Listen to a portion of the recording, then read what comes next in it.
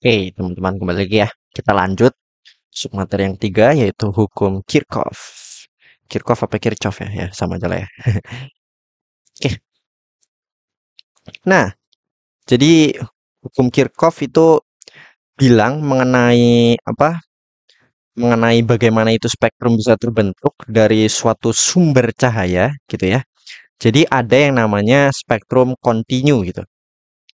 Jadi pada spektrum kontinu dia bilang kalau ada sumbernya itu bertekanan tinggi dan panas itu datang ke spektrograf dan dia nanti akan eh, memperlihatkan grafik seluruh warnanya itu, gitu, jelas seluruh warnanya, gitu.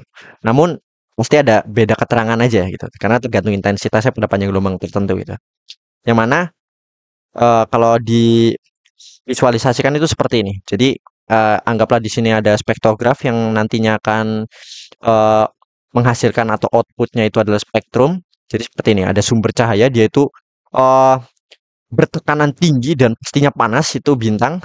Nanti dia mengeluarkan gelombang elektromagnetik dan nanti akan ditangkap oleh spektrograf dan nanti akan menghasilkan spektrum kontinu yang mana tidak ada eh, garis-garis lainnya. Murni itu cuma sekumpulan dari warna-warnanya itu, garis-garis warna. Tidak ada yang tidak berwarna. Istilahnya seperti itu. Nah, ini adalah spektrum kontinu. Oke, sekarang dia bilang ada yang namanya spektrum absorpsi. Nah, spektrum absorpsi itu dia bilang jika ada spektrum kontinu yang melewati gas bertekanan rendah dan dingin. Nah, nanti dia ada muncul garis absorpsi gitu.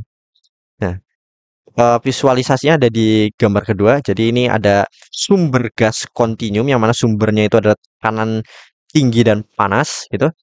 Dia ingin masuk ke spektrograf gitu.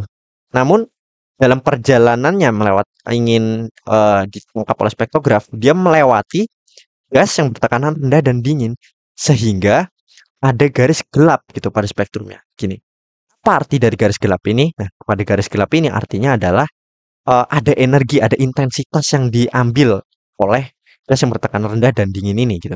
Nah, nantinya ada proses yang namanya eksitasi elektron di dalamnya. Nanti akan kita jelaskan lebih lanjut ya setelah ini. Jadi intinya seperti itu.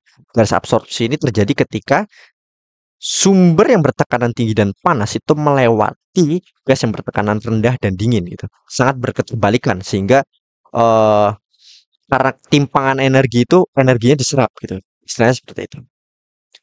Makanya dinamakan dengan garis absorpsi, garis serapan gitu. Oke. Nah, yang ketiga itu adalah garis emisi. Nah, jadi ada sumber yang bertekanan rendah tapi panas. Nah, yang menuju ke spektrograf. Nantinya akan muncul garis emisi gitu.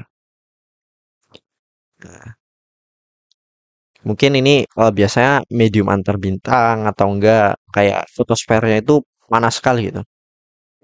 Itu biasanya garis emisi gitu. Nah, ini biasanya muncul pada bintang Wolf-Rayet gitu ya. Dia itu selubungnya saja udah panas, nah, panas banget. Tapi tekanannya enggak terlalu tinggi gitu ya. Nah, itu biasanya pada bintang Wolf-Rayet. Oke, kita lanjut ya. Jadi begitu tipe-tipe spektrum menurut hukum Kirchhoff.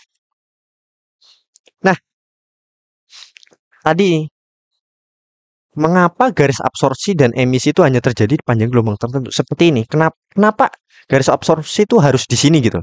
Kenapa nggak muncul di sini atau nggak di sini atau nggak di sini gitu? Tapi kenapa harus cuma di sini? Nah, itu kan membuat penasaran gitu ya. Kenapa spesifik di panjang gelombang tertentu gitu? Apa sih eh, spesialisasinya? Apa sih ciri khasnya itu kenapa harus di situ gitu? Seperti contoh spektrum ini bintang kelas B2V deret utama. Nah, dia garis absorpsinya tuh tentu kayak cuma di panjang gelombang biru, ada 3 di sini. Terus ada di panjang gelombang merah gitu. Nah, kenapa cuma di situ aja? Nah, ternyata itu adalah karena eh, gas yang bertekanan tinggi dan panas tadi itu melewati suatu gas yang bertekanan rendah dan dingin sehingga elektron terjadi eksitasi itu. Terjadi transisi dia, perpindahan kulit. Nah, yang biasa disebut dengan eksitasi elektron.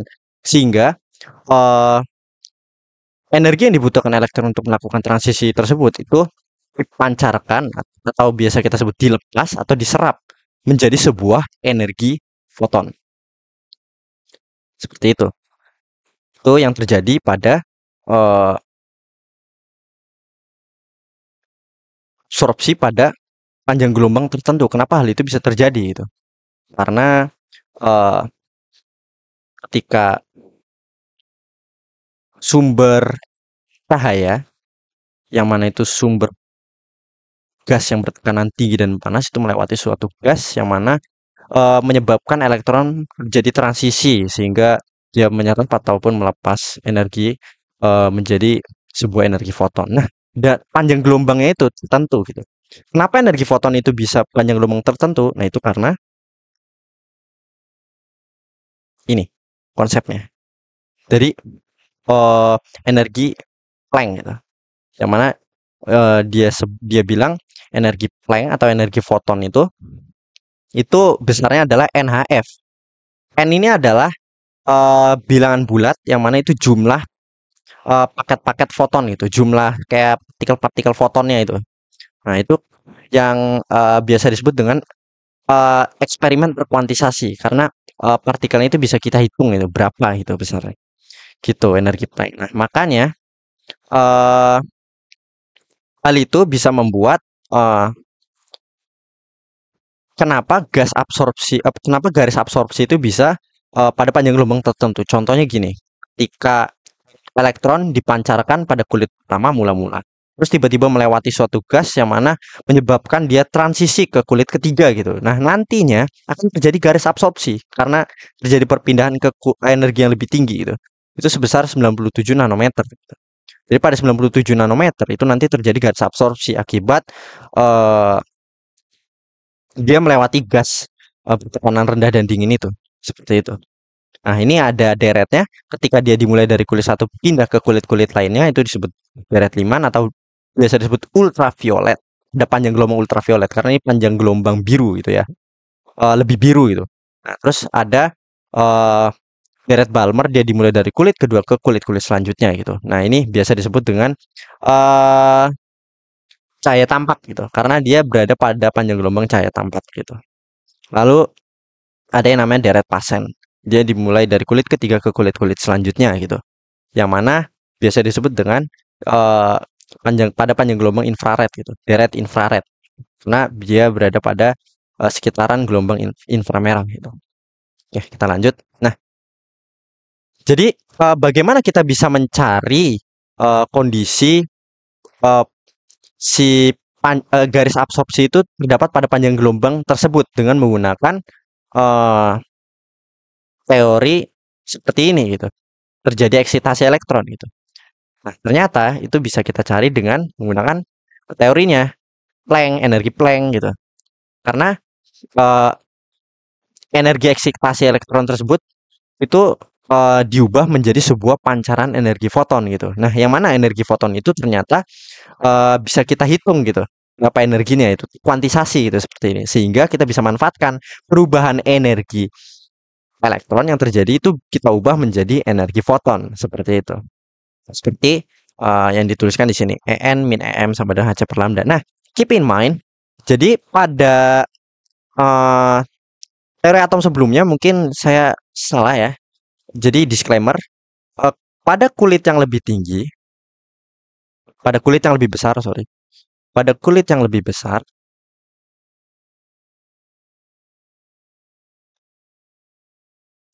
maka energinya juga semakin besar pula. Maka energinya juga besar. Gitu.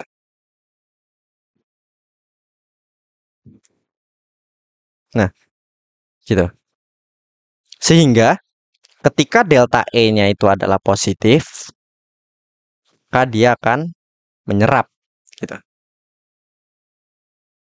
Dia akan menyerap. Kalau delta E-nya negatif, dia artinya memancarkan energi atau melepaskan energi.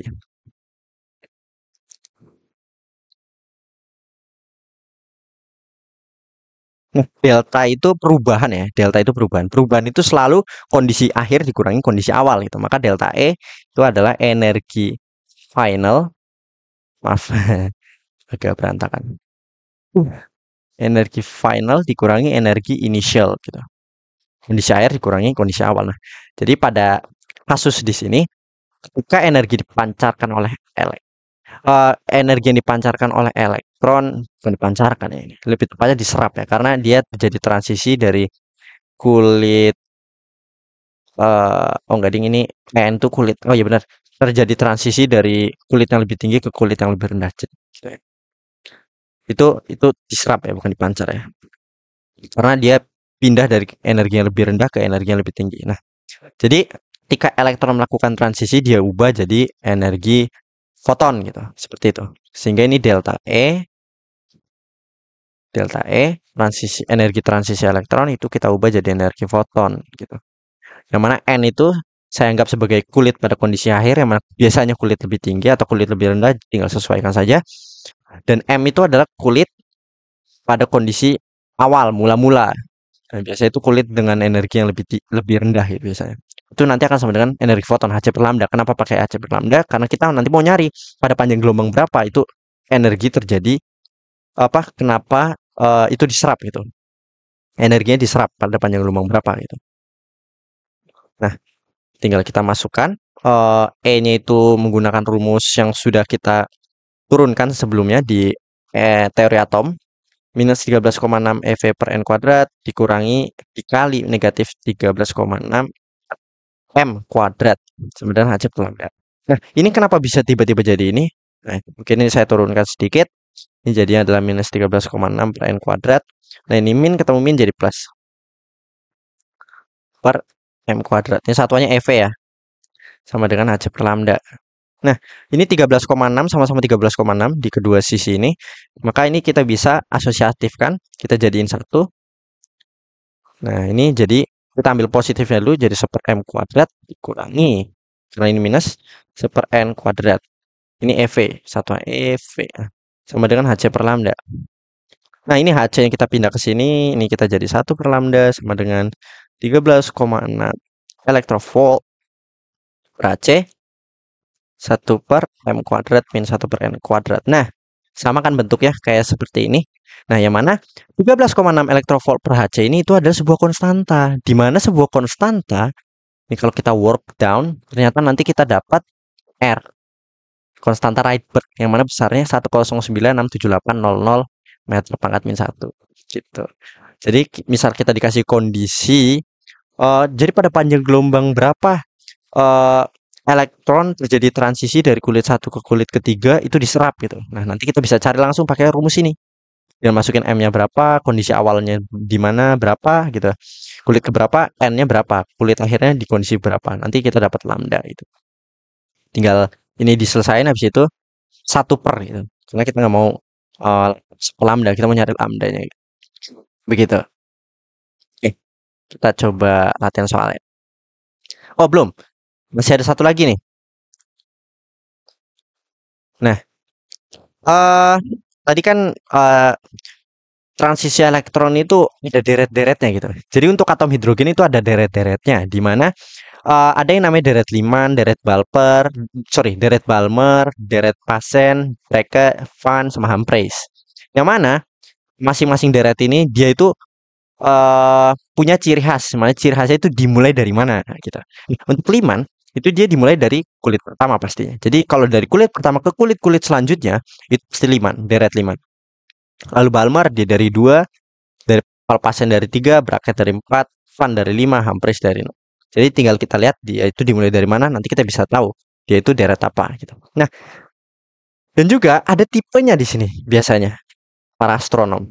Jadi ketika dia transisi elektronnya dari kulit mula-mula ke satu tingkat di atasnya, itu biasa kita sebut dengan misal Lyman dari 1 ke 1 di atasnya berapa? 2 kan? N-nya 2 berarti.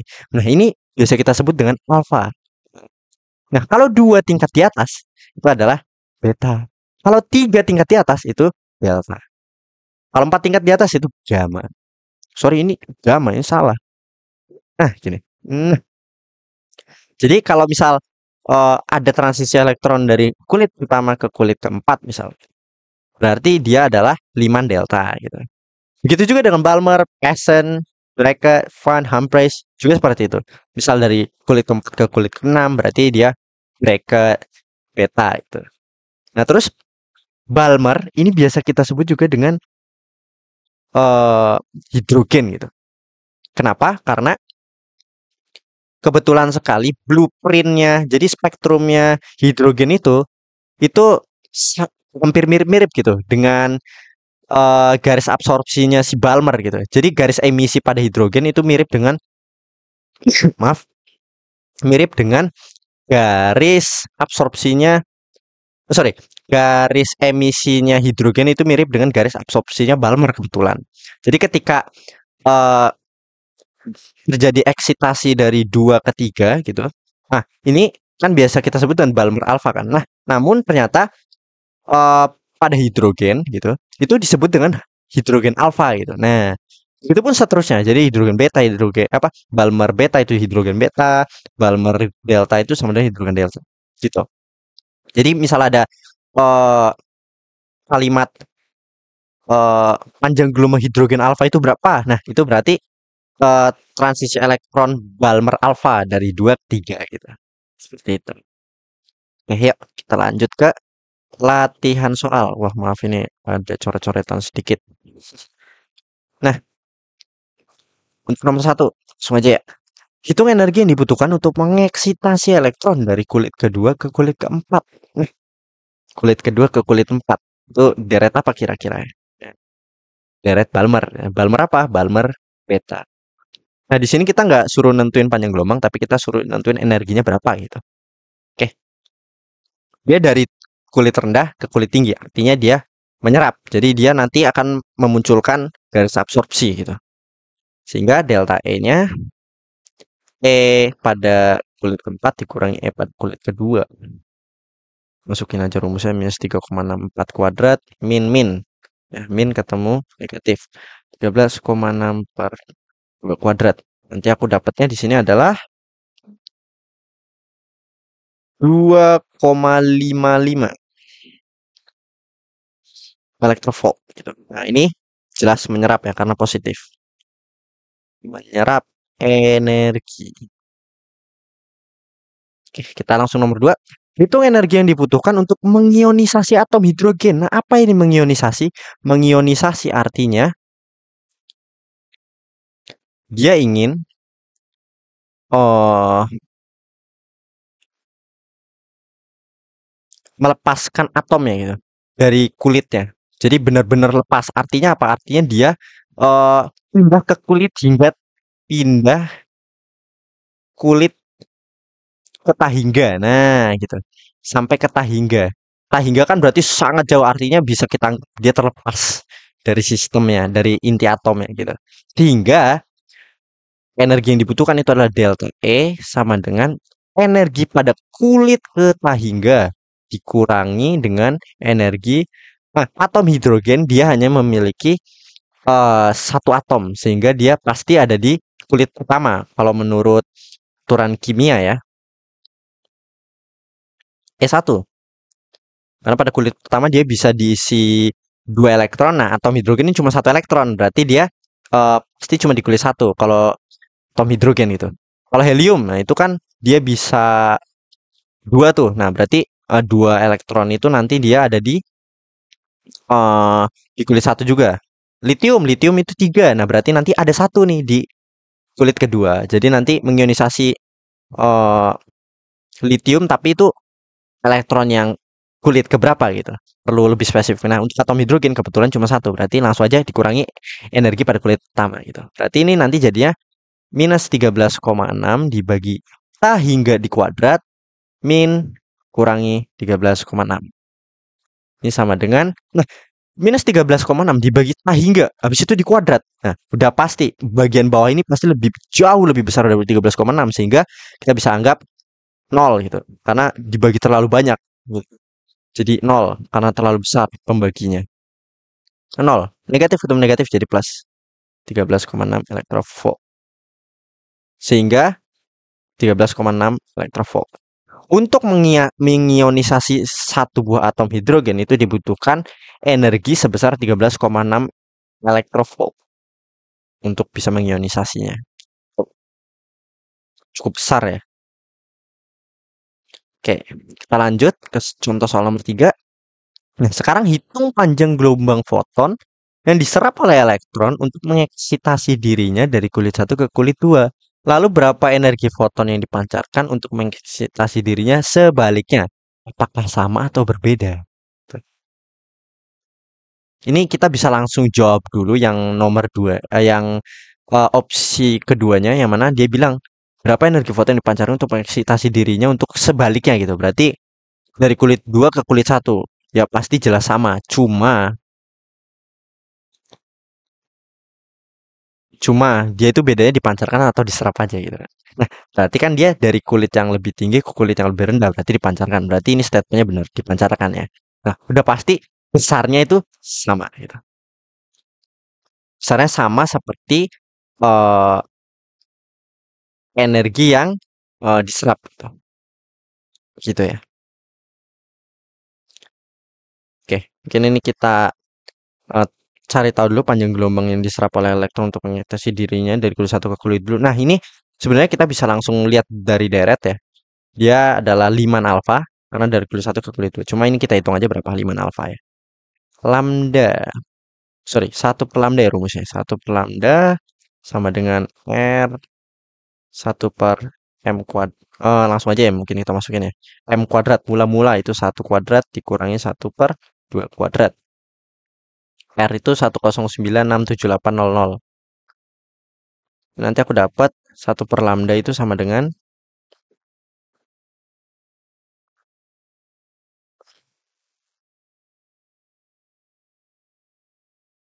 8225 850 meter min 1. Maka lambda tinggal kita satu perin, nanti dapat 1,215 kali 10 pangkat min 7 meter. Atau bisa kita ubah jadi nanometer, itu jadi 121 atau 122 ya. 122 nanometer gitu. Ini 5 alfa ya. Mirip gak? Coba. 122. Nah, mirip ya. Ini 5 alfa. 122 nanometer. Gitu. Nah, lalu berapa energi foton yang dipancarkan untuk mengeksitasi diri sebaliknya? Apakah sama atau berbeda? Maksudnya sama atau berbeda ini sama dengan energi yang diserap tadi gitu maksudnya ya. Sudah jelas sama dan besarnya adalah, nah ini kita cari besarnya. Udah langsung aja delta E itu adalah Hc per lambda karena kita udah tahu lambdanya ya kan. Hc dibagi lambda, masukin aja rumusnya. H itu berapa? C itu 299,792458. 792458. Lambdanya dalam ini meter ya. Kita masukin nilainya 6,626 kali 10 pangkat min 34 dikali 299792458 dibagi dengan lambdanya.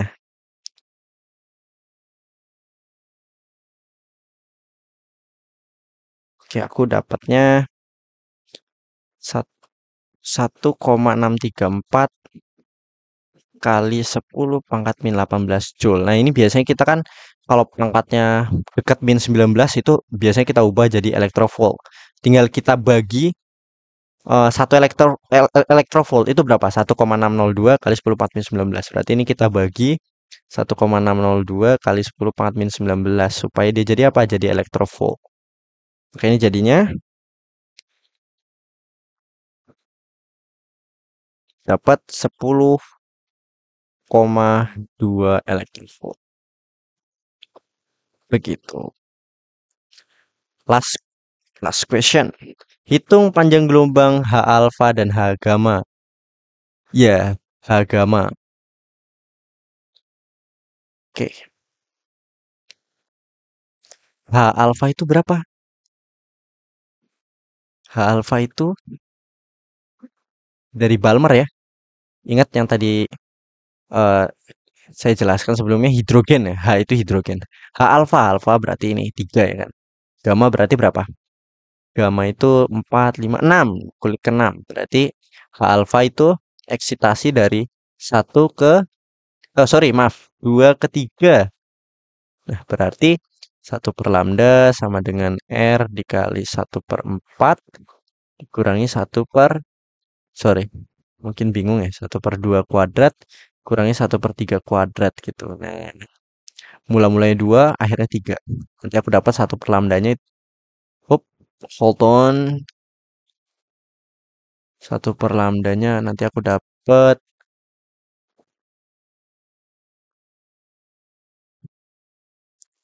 1/4 dikurangi 1/9. Aku dapatnya 1523,305,5. Nanti dapat lambdanya, tinggal sprint. Dapatnya 6564,6 kali 10⁻⁻10 meter. Atau kalau dalam nanometer jadinya 656,5 nanometer gitu. Nah, ini H alfa. Nah, sekarang H beta. Sorry, H delta, H gamma. H gamma. Aduh, H gamma. Nah, gitu, H gamma. H gamma itu dari 2 ke 6. Dari 2 ke 6, 4 tingkat gamma itu. Sehingga 1/lambda sama dengan R dikali 1/2 kuadrat dikurangi 1/6 kuadrat gitu. Nanti aku dapat 1/lambdanya adalah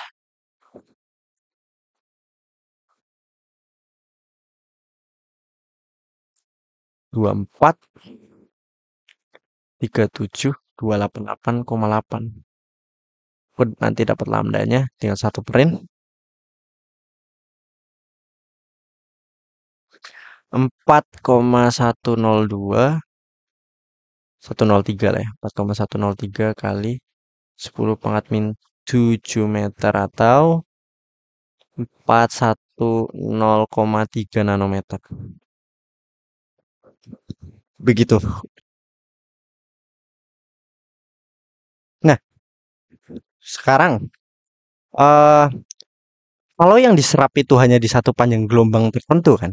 Nah, pertanyaannya ternyata kan di spektrum itu ada nih garis absorpsinya itu ada tebalannya tuh lebih tebal, ada tebalannya lebih eh nggak tebel banget lah, lebih tipis gitu. Nah, itu kenapa kok bisa seperti itu? Nah, ternyata itu ada hubungannya dengan eh ini pelebaran alami dan juga pelebaran Doppler serta efek Zeeman gitu. Nah, pelebaran alami itu apa? Nah, pelebaran alami itu terjadi akibat dari prinsip ketidakpastian Heisenberg. Ini terjadi di mekanika kuantum. Jadi sebenarnya model kuantum atom Bohr ini kurang bisa diterima di para kalangan fisika gitu karena masih ada gapnya. Itu dia tidak bisa mendeteksi efek Zeeman ya, medan magnetnya gitu. Namun cukup baik untuk menjelaskan mengenai fenomena tentang energi, radius dan juga efek pelebaran Doppler gitu. Cuma kurang baik untuk menjelaskan efek Zeeman. Nah, efek Zeeman itu sangat baik dijelaskan dengan teori mekanika kuantum gitu. Jadi yang lebih advance gitu, mekanika kuantum. Nah, pelebaran alami. Jadi apa sih ketidakpastian Heisenberg itu? Jadi ketidakpastian Heisenberg itu eh elektron itu sebenarnya posisinya itu sangat random sebenarnya. Nah, randomannya itu diprediksikan oleh Heisenberg itu berada pada nilai seperti ini, delta X dikali delta P lebih dari bar per 2. Nah, jadi dia memprediksi itu besarnya itu seperti itu. Jadi delta X itu adalah ketidakpastian posisinya dia di orbitnya dan delta P itu adalah momentumnya gitu. Momentum dia pada orbitnya gitu. Jadi nanti misal kita dikasih tahu berapa ketidakpastian momentumnya, nah nanti itu kita bisa tentukan ketidakpastian posisinya dia terhadap posisi aslinya itu. Kan posisi aslinya kan 0 n kuadrat gitu kan. Nah, itu sebenarnya ada ketidakpastiannya gitu. Nah, ketidakpastiannya itu besarnya itu seperti ini, yaitu lebih besar atau minimal seminimalnya itu H bar per 2 gitu. Bagi ketidakpastian momentumnya. Begitu juga dengan energinya. Energinya ternyata ada ketidakpastiannya. Itulah yang membuat, nah, ketidakpastian energinya itu yang membuat si eh, profil profil garis absorpsinya itu menebal gitu. Karena ketidakpastiannya itu lebih besar gitu. Ada ketidakpastiannya gitu. Jadi nggak pas di satu garis gitu, nggak pas di satu garis gitu. Tapi ada ketidakpastian sehingga yang membuat dia agak lebar gitu. Nah, gapnya inilah lebarnya ini akibat dari delta E gitu. Nah, itu akibat pelebaran alaminya. Jadi secara alami emang sifat dari apa eksitasi elektron atau elektron itu sendiri seperti itu. Nah, yang kedua itu ada akibat dari pelebaran Doppler. Nah, pelebaran Doppler itu terjadi akibat dari gerak acak si eh, tiap-tiap elektron pada suatu bintang ataupun rotasi bintangnya itu sendiri ataupun dari pembesaran selubung bintang gitu. Nah, itu biasanya terjadi pada eh, bintang-bintang yang mau mati ya. Biasanya itu terjadi pembesaran selubung sehingga garis absorpsinya itu tiba-tiba membesar gitu. Karena apa? eh dia mula-mula itu ukurannya normal gitu. Berarti energinya itu stabil awalnya mula-mula. Nah, terus tiba-tiba membesar gitu seketika sehingga ada terjadi pelebaran di situ. Nah, itu kenapa bisa terjadi pelebaran profil garis absorpsi dari pembesaran selubung bintang gitu. Nah, untuk rotasi bintang itu terjadi karena perspektif kita ketika kita melihat eh, bintang itu pada waktu tertentu. Misal pada mula-mula ya, pada mula-mula dia ada di sini gitu. Nah, terus tiba-tiba ketika let's say 10 hari kemudian kita ngamati lagi. Ternyata garis absorpsinya itu nggak di sini lagi, tapi ternyata di sini gitu. Di sini. Nah, jadi jarak dari dia ke sini itu ternyata lebar garis absorpsinya akibat dari rotasi bintang. Yang mana itu disebabkan dari efek Doppler, lebaran Doppler seperti itu. Jadi dia itu kayak pindah karena dia menjauh ya. Kalau menjauh pada efek Doppler nanti kita akan pelajari, itu dia itu nanti akan geser ke panjang gelombang yang lebih panjang. Ya. Nah, ini geser ke panjang gelombang yang lebih panjang. Jadi dia itu melebar ke panjang gelombang yang lebih panjang gitu. Itu apa? Garis absorpsi akibat dari pelebaran Doppler. Nah, terus apa ya yang terjadi pada efek Zeeman? Nah, kalau pada efek Zeeman eh dia itu membuat energinya itu terpecah-pecah gitu. Itu akibat dari getaran yang disebabkan oleh medan magnet kepada elektron sehingga dia pecah gitu energinya menjadi tiga tingkat, tiga bagian ini sehingga kayak harusnya ketika tidak ada medan magnet dia profil garis absorpsinya seperti ini. Nah, ada medan magnet sehingga dia melebar gitu, lebih lebar kalau kita lihat di gambar sini sama ini, ya kan? Nah, itulah mengapa dia bisa melebar gitu. Nah, itu lebarannya kurang lebih pelebaran itu kurang lebih besarnya seperti ini. EB muatan elektronnya dikali medan magnetnya dibagi 4 pi mu. Mu itu permisitivitas eh permisitivitas bukan permisitivitas ding, permeabilitas ruang hampa. Bukan ruang hampa kalau ini permeabilitas medium tertentu ya. Ini bukan mu nol. Nah, gitu. Jadi faktor-faktor itulah yang menyebabkan kenapa garis absorpsi itu tidak hanya sebuah garis tapi melebar gitu dia garisnya itu. Seperti itu. Mungkin untuk hukum Kirchhoff sampai situ ya. Kita bisa lanjut ke materi efek Doppler setelah ini.